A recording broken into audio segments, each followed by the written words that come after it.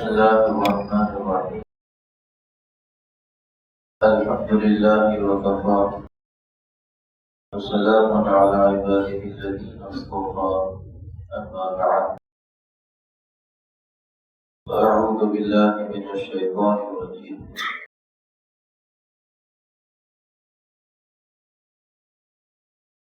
بسم الله الرحمن الرحيم. في سدر مخضود وطلح منضود وظل ممدود وماء مسكوب وفاكهة كثيرة لا مقطوعة ولا ممنوعة. میرے محترم دوستوں، بزرگوں، عزیز دینی ایمانی بھائیوں،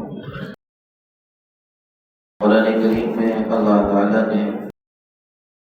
اپنے ہاتھوں سے بنائی اور سجائی ہوئی جنت کا بڑا تفصیلی تذکرہ کیا ہے، اور حضور اکرم صلی اللہ علیہ وسلم کو اس جنت کو دکھا کر مزید اس کے واقعات امت کو سنانے کی حکم بھی دیا ہے۔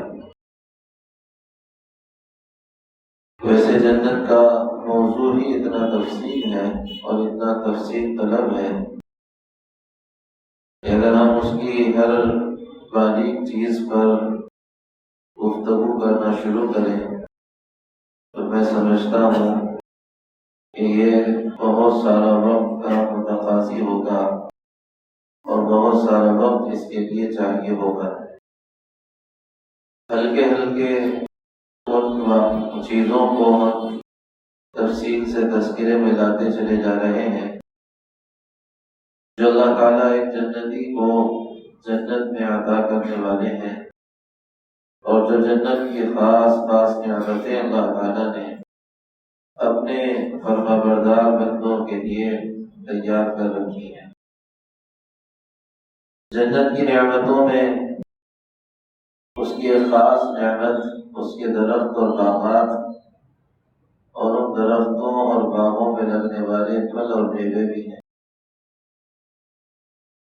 قرآن کریم میں اللہ تعالیٰ نے ان درختوں کا تذکرہ کچھ اس انداز میں کیا کہ ظل ممدود، ایسے درخت ہیں جن کے سائے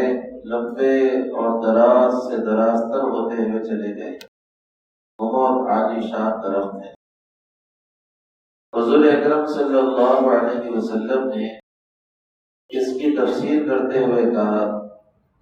ان فی الجنت شجرہ یسیر الراکب فی ظلها 100 عام، جنت میں ایسے درخت ہیں، یہ جنت کا ایک درخت اگر ہم اٹھا لیں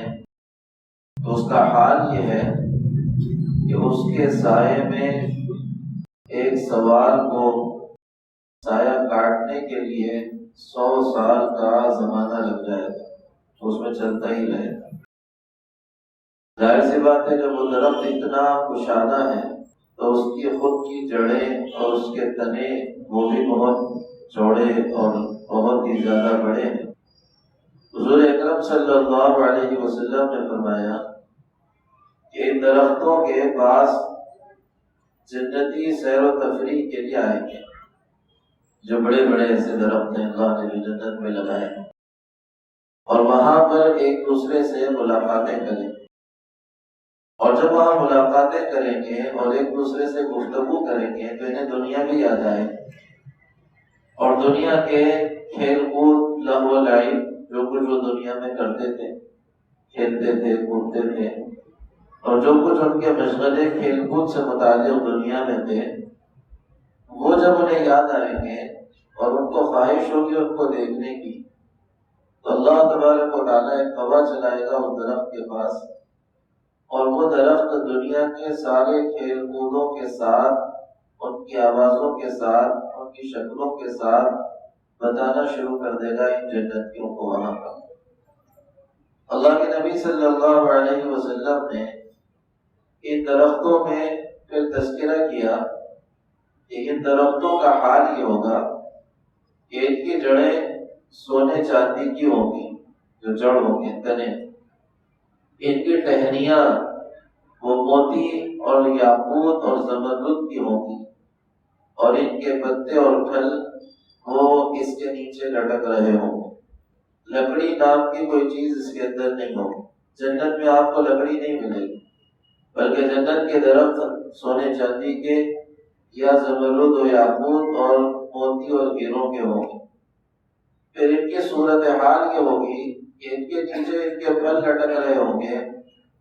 ایک جنتی اگر کھڑے کھڑے پھلوں کو کھانا چاہے گا تو وہ ٹہنی اس کے قریب ہو جائے گی، اس کو اس کے کھانے میں کوئی دقت نہیں ہوگی۔ یہ اگر بیٹھے بیٹھے کھانا چاہے گا تو وہ ٹہنی اس کے پھر وہاں قریب ہو جائے گی، اور یہ بیٹھے بیٹھے بغیر کسی دقت اور تکلیف کے اسے کھا لے گا۔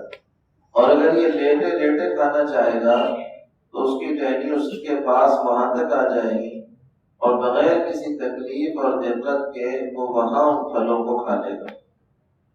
پھر حضور اکرم صلی اللہ علیہ وسلم نے فرمایا کہ اس کا یہ جو پھل ہے یہ کاٹ کر اس کو شاخ دی جائے گی کہ کھائیے، یہ پھل ہے آپ اس کا۔ تو یہ جب اسے کھائے گا تو پہلی شاخ کا جو لطف آئے گا، ابھی اس مزے میں گم ہوگا، اسی کی دوسری شاخ جب اٹھا کر لائے گا، اسی پھل دوسری شاخ جب کھائے گا تو فرشتوں سے کہے گا کہ اس کا لطف اور مزہ پہلی والی شاخ سے بڑا ہوا ہے، یہ کون سا ہے؟ فرشتہ کہے گا پھل وہی ہے، لیکن اللہ کا نظام اور ضابطہ یہاں یہ ہے کہ تم جتنا کھاتے چلے جاؤ گے لطف اور مزہ اتنا بڑھتا چلا جائے۔ دنیا کا قانون یہ ہے، ضابطہ یہ ہے، یہاں اللہ کا قانون یہ ہے جتنا کھاؤ گے اتنا مزہ کم ہوگا۔ جنت کا قانون یہ ہے کہ جتنا کھاؤ گے اتنا مزہ زیادہ ہوگا۔ آپ بریانی کا پہلا جو نوالا اٹھاتے ہو اس کا جو مزہ ہوتا ہے، اور جو پلیٹ صاف کرنے کے لیے آخری نوالا اٹھاتے ہو، ان دونوں میں زمین و آسمان کا فرق ہو چکا ہو۔ کہ وہی نوالا جس کے آپ ابھی تک شوق رکھ رہے تھے 10 منٹ پہلے، کہ آپ کا دل للچا رہا تھا اس کو کھانے کے لیے، اب اگر پیٹ بھر جانے کے بعد کوئی آپ سے کہے کہ اور تھوڑا لیجیے تو آپ کو اس میں غصہ آ جائے گا۔ کیا لگا ہے انسان ہو میرے حال میں، کیا کام ہے، دان نہیں چلے جاتے، غصہ آ جائے گا۔ تو دنیا کا یہ ضابطہ ہے، وہاں کا یہ ضابطہ ہے۔ پھر اللہ کے نبی صلی اللہ علیہ وسلم نے چند خصوصی درختوں کا تذکرہ کیا، جن میں سے سب سے بنیادی درخت ہے کھجور۔ یہ کھجور کا درخت بھی وہاں پر ہوگا۔ اللہ کے نبی صلی اللہ علیہ وسلم نے فرمایا کہ کھجور کے تنے زمرد کے ہوں گے، ٹہنیاں سرخ سونے کی ہوں گی، اور اس کی شاخوں سے جنتیوں کے لباس نکلیں گے، اور اس کے پھل مٹکوں کی طرح بڑے بڑے ہوں گے۔ ایک ایک کھجور مٹکے کی طرح بڑا بڑا ہوگا اور ڈول کی طرح بڑا ہوگا، اور اس کا ذائقے کا حال یہ ہوگا کہ وہ دودھ سے زیادہ سفید اور شہد سے زیادہ میٹھا اور جھاگ سے زیادہ نرم، جسے بھینس آ جاتا ہے نا، بھینس کتنا نرم ہوتا ہے، اس سے زیادہ نرم ہوگا، اور اس کھجور کے اندر گٹھلیاں نہیں ہوں گی، وہ بغیر گٹھلی کے پھل ہوں گے جو اللہ تعالیٰ ان کو دیتے ہیں۔ اللہ کے نبی صلی اللہ علیہ وسلم نے ایک اور درخت کا تذکرہ کیا ہے جو جنت میں ہوگا اور ہر جنتی کو ملے گا، یا اس کی شاخیں اس کی جنت میں لٹک رہی ہوں گی، یا خود وہی ایک درخت اس کی جنت میں خود ہوگا۔ اس کا ہم کل بھی تذکرہ کر چکے ہیں۔ اللہ کے نبی صلی اللہ علیہ وسلم نے کہا تھا ایک مرتبہ، طوبیٰ لمن آمن بی ورآنی، طوبیٰ ہے اس کے لیے جس نے مجھے دیکھا اور مجھ پر ایمان لایا۔ اور پھر کہا طوبیٰ ثم طوبیٰ ثم طوبیٰ، طوبیٰ ہے اس کے لیے، پھر طوبیٰ ہے اس کے لیے، پھر طوبیٰ ہے اس کے لیے جس نے مجھ پر ایمان لایا اور مجھے نہیں دیکھا۔ کہ آپ کے میرے لیے فضیلت ہے۔ صحابہ کے لیے کہا تمہارے لیے ایک مرتبہ ہے جنہوں نے دیکھ کر ایمان لایا، اور بعد والے وہ جنہوں نے جو بغیر دیکھے ایمان لائیں گے ان کے لیے 3 مرتبہ طوبیٰ ہے۔ تو پوچھا گیا طوبیٰ کے ایک معنی آتے ہیں خوشخبری کے، لیکن صحابہ تو صحابہ تھے، عجیب تھے۔ صحابہ نے سوال کر دیا یا رسول اللہ صلی اللہ علیہ وسلم طوبیٰ ہے کیا؟ اللہ کے نبی صلی اللہ علیہ وسلم نے فرمایا کہ جنت کا ایک درخت ہے کہ جس کے نیچے اگر سوار اس کی جڑ سے چلنا شروع کرے تو اس کے سائے کو کاٹنے کے لیے اسے 100 سال لگے. اور اللہ کے نبی صلی اللہ علیہ وسلم نے فرمایا کہ اسی درخت سے جنتیوں کے کپڑے اور لباس نکلا کریں گے، اس کے خوشوں سے، اس کی شاخوں سے. یہ جو درخت ہے اللہ کے نبی صلی اللہ علیہ وسلم نے اس کے بارے میں فرمایا. ایک دیہاتی نے سوال کر دیا، حضور اکرم صلی اللہ علیہ وسلم سے سوال کیا کہ حضور یہ جو آپ نے طوبیٰ کا تذکرہ کیا ہے، ذرا بتا سکتے ہیں کہ ہمارے دنیا میں کون سے درخت کی طرح وہ دکھتا ہے جو ہم تو دیکھ کر آئے ہیں؟ ہمارے پاس عرب میں، مکہ مدینہ میں کوئی ایسا درخت جو اس کے مشابہ ہو، آپ بتا سکتے ہیں؟ اللہ کے نبی صلی اللہ علیہ وسلم نے فرمایا کہ تمہارے اس علاقے میں اس کے مشابہ تو کوئی درخت نہیں ہے، البتہ ملک کے شام کے علاقوں میں ایک درخت پایا جاتا ہے، اس کے مشابہ وہ درخت ہے جسے ہم ناریل کا درخت کہتے ہیں. ہمارے پاس بھی پایا جاتا ہے ناریل. اللہ کے نبی صلی اللہ علیہ وسلم نے فرمایا کہ طوبیٰ بھی اسی طرح کا ہے کہ وہ نیچے تنے سے سیدھے ایک ہی لکڑی پہ سیدھے جاتا ہے اوپر تک، اور بہت بلندی پہ جا کر پھر وہ پھیلتا ہے اوپر جا کر. طوبیٰ کا درخت بھی اسی طرح کا ہے. اللہ تعالیٰ نے اس کو کچھ اسی نوعیت کا بنایا ہے جیسے ناریل کا درخت ہوتا ہے. پھر اللہ کے نبی صلی اللہ علیہ وسلم نے ایک اور درخت کا تذکرہ کیا پورا جو جنت میں ہے. فرمایا ایک جنت کا ایسا درخت ہے جو ایک ہی تنے پہ کھڑا ہوا ہے، ایک ہی تنے پر، اور اس کے تنے کی چوڑائی کا حال یہ ہے، گولائی کا حال یہ ہے کہ اگر ایک طرف سے ایسے گھومتے ہوئے اس کے تنے کا ایک چکر مارنے کی کوئی کوشش کرے تو اس کو اس کے چوڑائی کے کاٹنے میں، گولائی کے کاٹنے میں 72 سال کا عرصہ لگ جائے. اب سوچو کہ چوڑائی یا گولائی کاٹنے میں اس کا یہ حال ہوگا تو وہ خود کتنا اونچا اور اس کا سایہ کتنا لمبا ہو. ایسے اللہ کے نبی صلی اللہ علیہ وسلم نے جنت کے ایک اور درخت کا تذکرہ کیا جس کا نام شجرۃ الخلد ہے. شجرۃ الخلد ہے. اللہ کے نبی صلی اللہ علیہ وسلم نے فرمایا کہ ایک جنت میں درخت ہے کہ جس کے سائے میں اگر سوار چلنا شروع کرے تو اس کو کاٹنے کے لیے اسے 70 سال یا 100 سال لگیں گے، اور اس کا نام شجرۃ الخلد ہے. یہ میں آپ کو نام بتا رہا ہوں جنت کے درختوں کے الگ الگ. پھر جیسے شجرۃ الخلد ہے ایسے ہی ایک اور درخت ہے جنت کا بہت اہم، وہ ہے سدرہ. وہ ہے سدرہ جس کو سدرۃ المنتہا کہتے ہیں. سدرہ جو ہے یہ بھی ایک جنت کا درخت ہے. سدرہ کہتے ہیں بیری کے درخت کو، سدرہ کہتے ہیں بیری کے درخت کو. حضرت رسول اللہ صلی اللہ علیہ وسلم سے حضرت اسماء بنت ابی بکر رضی اللہ تعالی عنہ نے سوال کیا کہ حضور سدرہ کیسا ہے، ذرا بتائیے. سدرہ جو درخت آپ دیکھ کر آئے ہیں، اللہ کے نبی صلی اللہ علیہ وسلم نے فرمایا کہ ایسا درخت ہے کہ اس کے خوشے میں جو اس کے پھل لٹک رہے ہیں، اس کے ایک پھل کا خوشہ، ابھی تک جو بات چل رہی ہے پورے درخت کے سائے کی بات چل رہی ہے، پورا درخت کا جو سایہ پڑتا ہے. سدرہ کے بارے میں حضور نے فرمایا کہ سدرۃ المنتہا، جو سدرہ درخت ہے، منتہا تو کہتے ہیں جہاں انتہا ہو جاتی ہے، یعنی یہ اینڈ ہے نیچے سے اوپر جانے کے لیے، فرشتوں وغیرہ کے لیے اور ساری کا مخلوقات کے لیے، اس کے اوپر کوئی نہیں جا سکتا، اس لیے اس کو منتہا کہتے ہیں. وہ جو یعنی وہاں جو یہ لگایا ہوا ہے یہ سدرہ اس کی علامت ہے، اس سے اوپر کوئی نہیں جا سکتا. تو حضور نے فرمایا، میں یہ کہہ رہا تھا کہ ابھی تک سارے ان درختوں کا تذکرہ چل رہا تھا کہ جن کا کل رقبہ یہ ہے کہ ان کا پورا سایہ کاٹنے کے لیے 100 سال لگے. سدرہ کے بارے میں حضور نے فرمایا کہ اس کا ایک خوشہ اگر اٹھائے، ایک خوشہ، گچھا جس کو بولتے ہیں، اور اس اردو آسان اردو میں ایک گچھا اگر اس کا اٹھائیں، اس کے پھل کا ایک خوشہ اٹھائیں، تو حضور نے فرمایا کہ اس کے سائے کو کاٹنے کے لیے آدمی کو 100 سال لگ جائے، صرف اس کے سائے کو کاٹنے کے. یہ اگر آدمی چاہے گا تو اس کے سائے میں 100 سال تک بیٹھ سکے، اس کے سائے میں 100 سال تک بیٹھ سکے. اللہ کے نبی صلی اللہ علیہ وسلم نے فرمایا کہ اس درخت کے جو اطراف میں فرش اللہ نے کیا ہے وہ سونے کا ہے، اور اس کے پھل جو ہیں وہ بڑے بڑے رنجنوں کی طرح، اس کا ایک ایک پھل یعنی بیر اس کا ایک ایک وہ بڑے بڑے رنجن اور بڑے بڑے مٹکوں کی طرح. ایسے ہی اللہ کے نبی صلی اللہ علیہ وسلم نے فرمایا، ابن مسعود نے کہ یہ جو سدرہ ہے، ایک تو یہ ہے کہ یہ یعنی باؤنڈری لائن ہے، دوسرے یہ اپنی نوعیت کا ایک عجیب و غریب درخت ہے، اور تیسرے یہ ہے کہ جتنی پوشاکیں ہیں یعنی ریشم کی جتنی پوشاک ہوگی، جو کل تذکرہ ہے سندس اور استبرق کا، باریک ریشم اور موٹے ریشم کا، پورا جنتیوں کی پوشاک کا جو اسٹاک ہے، پوری جنتیوں کے لیے جتنا اسٹاک کپڑوں کا ہے، اللہ تعالیٰ نے وہ سارا کا سارا سدرہ کے اندر اسٹاک کیا ہوا ہے، یہ سارا کا سارا یہاں جمع ہے، پھر یہاں سے ادھر ادھر وہ منتقل کروایا جاتا ہے۔ ایسے ہی اللہ کے نبی صلی اللہ علیہ وسلم نے بڑی عجیب بات کہی، ایک صحابی ہے اور حضور سے کہا کہ حضور، قرآن کریم میں ایک تذکرہ ہے ایک درخت کا، فی سدر مخضوب،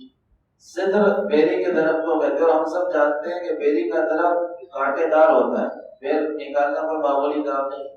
اس لیے لوگ اس کے درخت کو ہلا کے بیر نکالتے ہیں، اس کو چڑھ کے نہیں نکالتے ہیں، چڑھیں گے تو زخمی ہو جائیں گے سارے کے سارے۔ تو حضور سے کہا کہ حضور، قرآن میں ایک درخت کا تذکرہ ہے جو انسان کو تکلیف دیتا ہے، اور اللہ تعالیٰ نے اس کا تذکرہ جنت کے حساب سے کیا ہے۔ اللہ کے نبی نے کہا کہ کس درخت کی بات کر رہے ہو؟ کہا کہ حضور، بیری کے درخت کا تذکرہ کر رہا ہوں، کہ بیری کے درخت کے ساتھ تو کانٹے لگے ہوئے ہوتے ہیں، اب وہ بیر نکالنے جائیں گے تو کانٹے تو تکلیف پہنچائیں گے۔ اللہ کے نبی صلی اللہ علیہ وسلم نے کہا کہ تم نے قرآن نہیں پڑھا؟ اللہ نے کہا کافی سدر مخضود، کہ ایسی بیری جس میں کانٹے نہیں ہوں گے۔ اللہ کے نبی نے کہا کہ سنو، اللہ نے اس سدرہ کے اندر یہ رکھا ہے کہ جتنے کانٹے ہو سکتے تھے، یہ جو کانٹوں کی جگہ ہے، اللہ نے ان جگہوں پر اللہ تعالیٰ نے پھل لگائے ہوئے، اس کے پھل لگائے۔ پھر حضور اکرم صلی اللہ علیہ وسلم نے معراج میں کہا کہ جب میں معراج میں سدرہ پر پہنچا، ساتویں آسمان سے مجھے جب سدرہ پر بلند کیا گیا، فرمایا اللہ کے نبی صلی اللہ علیہ وسلم نے کہ میں نے دیکھا کہ اس کے جو بیر ہیں وہ ہجر علاقے کے رہنے والے لوگوں کے مٹکوں کی طرح، عرب میں ہجر کا جو علاقہ تھا، یہ ہجر کا ایک علاقہ ہے، وہ علاقے کے مٹکے بڑے مشہور تھے، بہت بڑے ٹیل ڈول والے ہوتے۔ اللہ کے نبی نے فرمایا کہ مجھے اس کے پیر، ایک پیر وہ ہجر کے مٹکوں کی طرح دکھا، اور فرمایا اللہ کے نبی صلی اللہ علیہ وسلم نے اس کے جو پتے تھے وہ ہاتھی کے کانوں کی طرح کے پتے، چوڑے چوڑے پتے تھے، اور پھر حضور نے فرمایا کہ اس کی جو جڑ ہے اس سے 4 نہریں نکلتی ہیں، 2 ظاہری اور 2 باطنی۔ میں نے جبرائیل علیہ السلام سے کہا کہ یہ 4 نہریں کون سی ہیں؟ تو جبرائیل علیہ السلام نے کہا کہ 2 باطنی نہریں جو جنت میں ہیں، باطنی مطلب پوشیدہ جو ہے وہ جنت والی ہے، اور جو ظاہری ہیں وہ دنیا کی ہیں، نیل اور فرات، یعنی اللہ تعالیٰ نے دریائے نیل اور دریائے فرات کو جنت کی نہروں سے تشبیہ دی، کہ جنت کی جس طرح نہریں ہیں اسی سے ان کو بھی تشبیہ اللہ تعالیٰ نے دی ہے۔ پھر ایک اور درخت کا تذکرہ احادیث میں آتا ہے، شجرۃ البلوہ، کھجور آیا، اس کے بعد شجرۃ الخلد آیا، سدرہ آیا، اب ایک درخت ہے شجرۃ البلوہ۔ بلوہ کے معنی آتے ہیں آزمائش کے، مصیبت کے۔ اللہ کے نبی صلی اللہ علیہ وسلم فرما رہے ہیں کہ جنت میں ایک درخت ہے جس کا نام شجرۃ البلوہ ہے، آزمائش والوں کا درخت۔ اللہ تبارک و تعالیٰ کل قیامت کے دن جن کو دنیا میں آزمائشوں میں اللہ نے رکھا، حالات میں رکھا، پریشانیوں میں رکھا، اللہ ان کو بلائے گا، اور اللہ ان کو بلا کر ان کو نہ حساب کیا جائے گا، نہ ان کا کوئی دیوان سجایا جائے گا، بلکہ اللہ تبارک و تعالیٰ ان کو اس درخت کے نیچے رکھیں گے اور سارے اجر و انعام یہیں پر ان کے لیے اتارتے چلے جائیں گے۔ یہ لو تمہارے لیے خاص انعام ہے، کوئی حساب نہیں، کوئی کتاب نہیں، تم کو جو آزمائشوں میں رکھا تھا اس کے بدلے ہم نے معاف کر دیا۔ اب یہ ہے کہ بہت اہم موضوع، یہ جو درخت ہے یہ تو جو تیار ہیں، جو بن رہے ہیں، بنتے چلے جا رہے ہیں۔ احادیث میں اس کا بھی تذکرہ ملتا ہے کہ اگر آپ کو اپنے جنت میں درخت لگوانا ہے تو اس کے لیے کیا کرنا ہو۔ کچھ اعمال ایسے حدیثوں میں ملتے ہیں کہ اگر آپ ان عملوں کو کرو تو ان عملوں پر آپ کے لیے وہاں درخت لگتے چلے جائیں وہاں پر۔ حدیث میں اللہ کے نبی صلی اللہ علیہ وسلم نے فرمایا، من قال سبحان اللہ العظیم ورثت له شجرۃ فی الجنہ، جو ایک مرتبہ سبحان اللہ العظیم کہتا ہے ایک درخت اس کا لگ جاتا ہے، میرا لگا، میرا لگ چکا ہے۔ ایسے ہی اللہ کے نبی صلی اللہ علیہ وسلم نے فرمایا کہ جو شخص کہتا ہے سبحان اللہ و بحمدہ، اس ایک مرتبہ کہنے پر اس کے لیے ایک درخت جنت میں لگتا ہے۔ پھر اللہ کے نبی صلی اللہ علیہ وسلم نے ایسے ہی فرمایا جو شخص سبحان اللہ، الحمدللہ، لا الہ الا اللہ، اللہ اکبر یہ کلمے پڑھتا ہے، ہر کلمے پر ایک درخت اس کے لیے جنت میں لگایا جاتا ہے، وہی نوعیت والا 100 سال کی مسافت والا، ایک سبحان اللہ پر، دوسرا الحمدللہ پر، تیسرا لا الہ الا اللہ پر، چوتھا اللہ اکبر۔ ایسے ہی اللہ کے نبی صلی اللہ علیہ وسلم نے فرمایا کہ جب مجھے معراج میں لے جایا جا رہا تھا تو میں حضرت ابراہیم سے ملا، مشہور واقعہ ہے۔ حضرت ابراہیم علیہ السلام سے جب ملاقات ہوئی تو حضرت ابراہیم علیہ السلام نے مجھ سے کہا کہ اقرا امتک منی السلام، کہ آپ اے نبی جی میری طرف سے آپ کی امت کو سلام عرض کر دیجیے، ذرا والد کا علیہ السلام کہہ دو کہ حضور کے ذریعے سے سلام حضرت ابراہیم کا ہم سب کو آیا ہے۔ اور ایک پیغام دیا ابا جان نے، دادا جان نے، حضرت ابراہیم علیہ السلام نے ایک پیغام دیا کہ میرا ایک پیغام پہنچاؤ آپ کی امت کو۔ وہ پیغام یہ ہے، ان سے کہو ان الجنت طیبۃ التربہ، کہ سنو جنت کی مٹی بہت پاکیزہ ہے، وعذبۃ الماء، اور اس کا پانی بہت ہی زیادہ میٹھا اور خوشگوار ہے، لیکن سنو کہ اس کی زمین کا ایک بڑا حصہ کھلا ہوا ہے، چٹیل ہے، اس کا زمین کا بڑا حصہ کھلا ہوا اور چٹیل ہے۔ تم جو سبحان اللہ کہتے ہو، تم جو لا الہ الا اللہ کہتے ہو، تم جو الحمدللہ کہتے ہو، تم جو اللہ اکبر کہتے ہو، اور ایک روایت میں تم جو لا حول ولا قوت الا باللہ کہتے ہو، اس پر تمہاری اس جنت کے میدانوں میں درخت لگائے جاتے ہیں۔ اب تم اپنے باغ کو کتنا سجانا ہے سجاؤ، کھلا رکھنا ہے چٹیل میدان تو کھلا رکھو، یا پھر اس میں درخت لگانے ہیں تو جتنے لگانے ہیں لگاؤ۔ اسی طرح اللہ کے نبی صلی اللہ علیہ وسلم نے فرمایا ایک اور عمل ہے، حضور اکرم صلی اللہ علیہ وسلم نے فرمایا ان ختم القرآن دعوت مستجابہ وشجرۃ فی الجنہ، جب قرآن کریم ختم ہوتا ہے، جب قرآن کریم آپ نے الف لام سے شروع کیا اور والناس میں جب آپ پہنچتے ہیں تو اللہ کی طرف سے 2 انعام اس ختم پہ ملتے ہیں۔ پہلا انعام حضور نے کہا دعا قبول ہوتی ہے، اس وقت ختم قرآن پر جو دعا کی جاتی ہے وہ دعا قبول ہوتی ہے، اور دوسرا انعام حضور اکرم صلی اللہ علیہ وسلم فرمایا کہ قرآن کے ختم پر اللہ تعالیٰ ایک درخت جنت میں اس پڑھنے والے کے لیے لگاتے ہیں۔ ایسے ہی اللہ کے نبی صلی اللہ علیہ وسلم نے فرمایا کہ جو شخص قرآن کریم دیکھ کر پڑھے یا زبانی پڑھے، جو شخص قرآن کریم دیکھ کر پڑھے یا زبانی پڑھے، فقط قرآن کریم کے پڑھنے پر اللہ تبارک و تعالیٰ اس کے لیے ایک درخت ایسا لگاتے ہیں جنت میں کہ اگر کوئی کوا اپنے بچپن سے اس کی جڑ سے اڑنا شروع کرے تو اس کے سائے کو کاٹنے سے پہلے وہ بوڑھا ہو کر گر جائے گا، لیکن سائے کو نہیں کاٹ سکے، کموں کی عمر بہت زیادہ ہوتی ہے، تو اتنے سال بھی اگر وہ لگاتار اڑتا رہے تب بھی اس کے سائے کو نہیں کاٹ سکے گا۔ قرآن کریم کے پڑھنے پر حافظوں کے لیے بھی یہ بشارت ہے اور دیکھ کر پڑھنے والے نازلہ والوں کے لیے بھی یہ بشارت ہے۔ ایسے ہی اللہ کے نبی نے فرمایا کہ جو شخص ایک دن کا نفلی روزہ رکھتا ہے، اس پر بھی اللہ کے نبی نے بشارت ہے، جو شخص ایک دن کا نفلی روزہ رکھتا ہے اللہ تبارک و تعالیٰ اس کے لیے ایک درخت اس روزے کے بدلے جنت میں لگا دیتے ہیں۔ اس درخت کی کچھ کیفیت انہوں نے اس طرح بتائی کہ اس کا جو پھل ہے، اس کے جو پھل ہیں وہ انار سے تھوڑا سا چھوٹا ہے اور سیب سے کچھ بڑا ہوا ہے، سیب سے کچھ بڑا ہوا، اور فرمایا اللہ کے نبی صلی اللہ علیہ وسلم نے کہ اس کی جو لذت ہے وہ شہد کی لذت ہے، اور اس کا جو مزہ ہے وہ اتنا شاندار ہے کہ آدمی اس کو بھول نہیں پائے گا۔ اور حضور اکرم صلی اللہ علیہ وسلم نے فرمایا کہ روزے دار کو اللہ تعالیٰ جنت میں جانے کے بعد یہ پھل کھلائیں گے روزے کے اہتمام پر۔ تو جہاں یہ درخت اتنے عالی شان ہیں وہیں پر اللہ تبارک و تعالیٰ نے ان کے پھل بھی عالی شان بنائے۔ اس لیے کہا قرآن کریم میں 4 سے 6 جگہ پر جنت کے پھلوں کا تذکرہ ہے۔ پہلے ہی پارے میں کہ جب ان کو کلما رزقوا منها من ثمرۃ قالوا رزقا قالوا هذا الذي رزقنا من قبل، جب کبھی کوئی پھل ان کو دیا جائے گا تو وہ شکل میں ایک جیسے ہوں گے تو کہیں گے کہ ہم اس سے پہلے یہ نہیں کھائے تھے جو میں نے ابھی کہا، یہ تبھی ہم کھائے تھے لیکن اس کا مزہ کچھ اور ہی ہے، شکل تو وہی دکھ رہی ہے، لذت اس کی کچھ اور ہی ہے۔ ایسی اللہ تعالیٰ نے کہا وفاکہۃ کثیرہ لا مقطوعۃ ولا ممنوعہ، وہاں بہت پھل ہیں، بہت میوے ہیں، نہ توڑنے کی ضرورت ہے اور نہ روکے جانے کی ضرورت، کوئی روکے گا بھی نہیں، تم کرے بھاگو بھاگو بچوں بھاگو یہاں سے پھل مت چھوڑو، کوئی ایسا بھی نہیں کرے گا،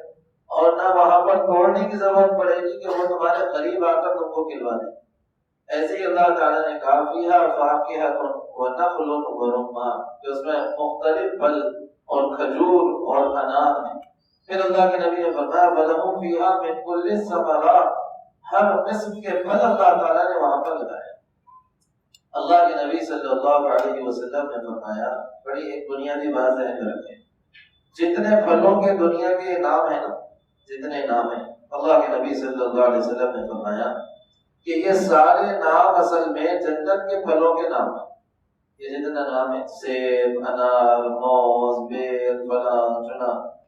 یہ اصل نام ہے جنت کے پھلوں کے۔ عارضی طور پر دنیا کے پھلوں کو یہ نام مل گئے ہیں ورنہ ان کا ان سے کوئی تعلق ہی نہیں، یہ بات ذہن میں ہے۔ عارضی طور پر ان کے نام پڑ گئے ہیں، کوئی انار، کوئی سیب اور کوئی فلاں اور کوئی چنا، اصل یہ پھل جنت کے پھل ہیں، اصل یہ پھل جنت کے پھل ہیں، چونکہ حضرت آدم جنت میں وہی کھا رہے تھے،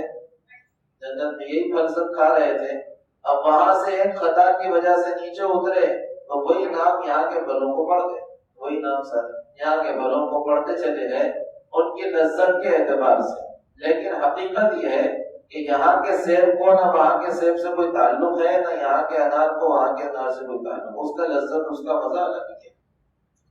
ابن عباس رضی اللہ تعالیٰ عنہ کسی کو کہہ رہے ہیں کہ جو کچھ جنت میں ہے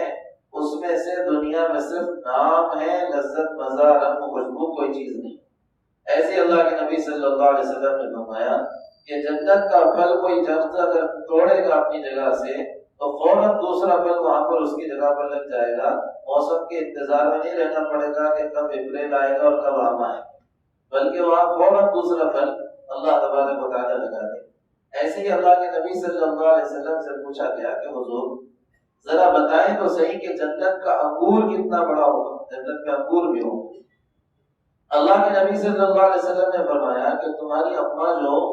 بکری کے چمڑے کا کوئی ڈول بناتی ہے نا، گھر کے ڈول، بکری کے چمڑے کو سی کے گھروں میں ڈول بناتی ہے، کہاں بناتی ہے؟ کہا تمہاری اماں جو ڈول بناتی ہے ایک انگور جنت کا اتنا بڑا ہوگا۔ اللہ کے نبی صلی اللہ علیہ وسلم نے فرمایا، حضور حضرت ابن مسعود رضی اللہ تعالیٰ عنہ ایک مجلس میں عرض کر رہے تھے کہ جنت کے انگوروں کا خوشہ، ہمارے انگوروں کا خوشہ جو ہاتھ میں آ جاتا ہے یا زیادہ سے زیادہ 2 ہاتھ میں تو آنا ہی آنا ہے، ان سے بڑا تو نہیں خوشہ ہوتا ہے، ایک خوشہ 2 ہاتھ میں تو آنا ہی آنا ہے۔ ابن مسعود رضی اللہ تعالیٰ عنہ ملک شام میں بیٹھے ہوئے تھے، کہا کہ اگر تمہیں جنت کے انگور کا خوشہ کتنا بڑا ہوگا معلوم کرنا ہے تو سنو کہ ملک شام سے یعنی فلسطین سے پکڑ لو تھوڑی دیر کے لیے، فلسطین سے مدینہ تک کی جتنی مسافت ہے ایک خوشہ جنت کا اگر ڈالا جائے گا تو اتنا بڑا وہ خوشہ ہوگا، ایک خوشہ اتنا بڑا ہوگا جنت کے انگور کا۔ اللہ کے نبی صلی اللہ علیہ وسلم نے فرمایا، حضرت ابن عباس رضی اللہ تعالیٰ عنہ فرماتے ہیں کہ جنت کے پھلوں میں سے تقریباً سارے پھلوں کی لمبائی، جو لمبائی ہوگی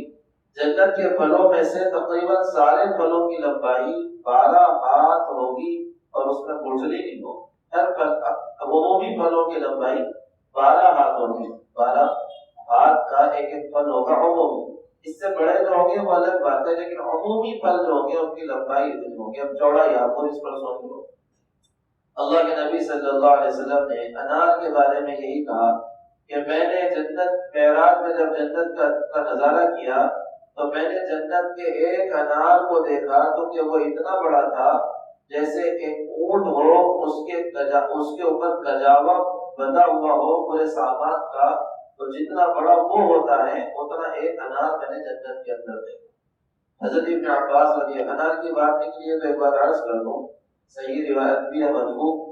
حضور اکرم صلی اللہ علیہ وسلم سے بھی منقول ہے، حضرت ابن عباس سے بھی منقول ہے۔ حضرت ابن عباس رضی اللہ تعالیٰ عنہ ایک انار کا دانہ زمین پہ گرا ہوا دکھا تو اس کو اٹھا کر کھا لیا۔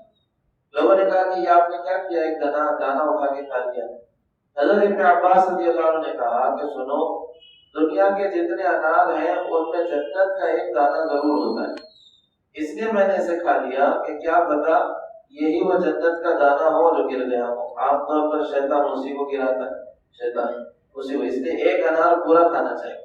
ایک انار پورا کھانا چاہیے کیونکہ اس میں ایک دانہ جنت کا ہوتا ہے۔ حضور اکرم صلی اللہ علیہ وسلم نے عرض کیا۔ بہرحال اللہ کے نبی صلی اللہ علیہ وسلم نے انار کے ساتھ ساتھ لیمو کا بھی تذکرہ کیا کہ لیمو جو ہے ہمارا کھٹا، وہاں پر بھی ایک خوبصورت قسم کا پھل بن جائے اور اللہ تعالیٰ وہ ایک جنتی کو عطا کریں گے۔ اس کے علاوہ بہت ساری اور نعمتیں ہیں جنت کی، بہرحال وہ اپنی جگہ پر موجود ہیں۔ کیا کرتے ہوئے اہم چیزوں کا تذکرہ کرتے جا رہے ہیں۔ جنت میں جو پہاڑ ہوں گے، حضور اکرم صلی اللہ علیہ وسلم نے کہا کہ 4 پہاڑ ہوں گے، احد ایک ہوگا اور طور سینا ایک ہوگا، جودی ایک ہوگا اور طور لبنان ایک ہوگا۔ یہ 4 پہاڑ بھی جنت کے اندر ہوں گے۔ ایسے جنت میں خصیب